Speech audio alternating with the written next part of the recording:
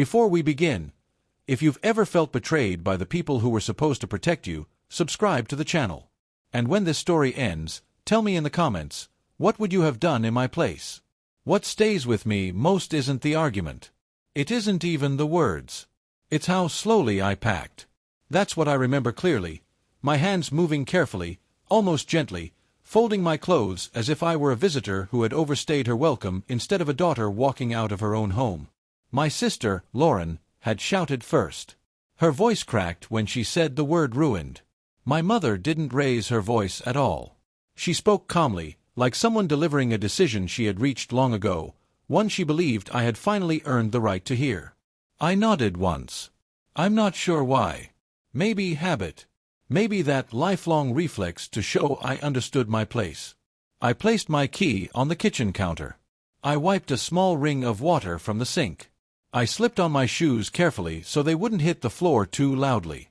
No one followed me to the door. That felt deliberate. Outside, the air was cool and completely ordinary. Cars drove past.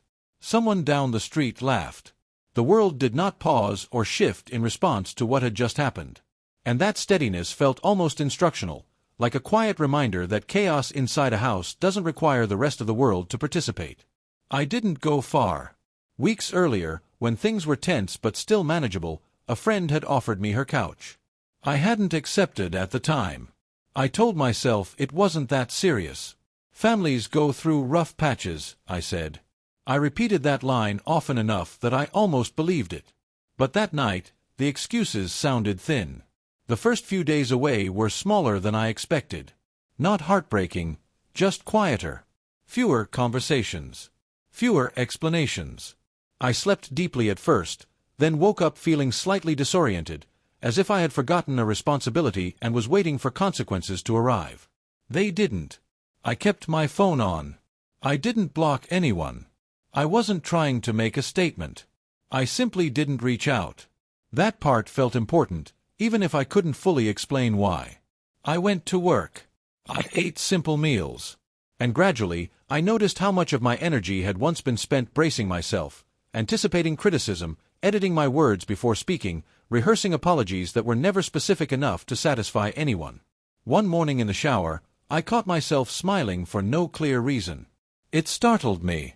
I turned the water colder, as if happiness were something I needed to correct. The missed calls came on a Thursday at 8:17 a.m. 14 of them. Lauren called first. Then my mother, Diane. Then Lauren again. No text messages. Just repeated ringing, urgent and unfamiliar compared to their usual measured, strategic contact. I didn't listen to the voicemails immediately. I brewed coffee instead and sat on the edge of the couch, waiting for my body to tell me what to do. What it told me, quietly but clearly, was this: you're not in trouble. Something else is. And deep down, I already knew what that something was. Or at least where it began. 3 months earlier, my mother had insisted, though she framed it as a request, that I help manage paperwork related to my father's estate. He had passed away years ago, but the unresolved details seemed to stretch on indefinitely. You're good at this, she told me. You're responsible. That word, responsible, had followed me my entire life like a leash. I agreed to help, but this time I set conditions. I documented everything. I communicated strictly through email. I asked direct questions I once would have swallowed to keep the peace. When answers didn't come, I followed up, not emotionally, but formally. Eventually, the estate attorney recommended a structural change. Remove me as intermediary and appoint an independent administrator. Cleaner for everyone, he explained. I forwarded the suggestion to my mother and sister. No response. After waiting several days, I signed the withdrawal form. It required notarization and 2 business days to process. As I handed the documents to the clerk in a small office in Columbus, I remember thinking this wasn't dramatic. It was simply final in the way official paperwork often is. The confirmation email arrived the morning after I left the house. I didn't mention it. Not to hurt anyone. It just no longer felt like my responsibility. Now, on that Thursday morning, my phone vibrated again. I let it ring before finally listening to the voicemails. Lauren sounded breathless. Frustrated. "They won't talk to us," she said. "The bank says everything has to go through the administrator. Mom's account is frozen." "What did you do?" My mother's message was shorter. "We need to fix this. Call me." There was no apology. No acknowledgement of what she had said to me days earlier. Only urgency, clear and unfiltered. An hour later, an email arrived from the attorney's office, copied to all of us. It was precise and unmistakable. From this point forward, all matters would be handled exclusively through their office. Any attempt to bypass the process would be declined. Boundaries written in bullet points. That was the real moment. Not the frantic calls. Not the demanding messages. But the quiet authority of an outside party stepping in, someone neutral, someone uninterested in family roles or history. A line drawn by someone who didn't need to understand us in order to enforce it. Something loosened in my chest. Not relief exactly.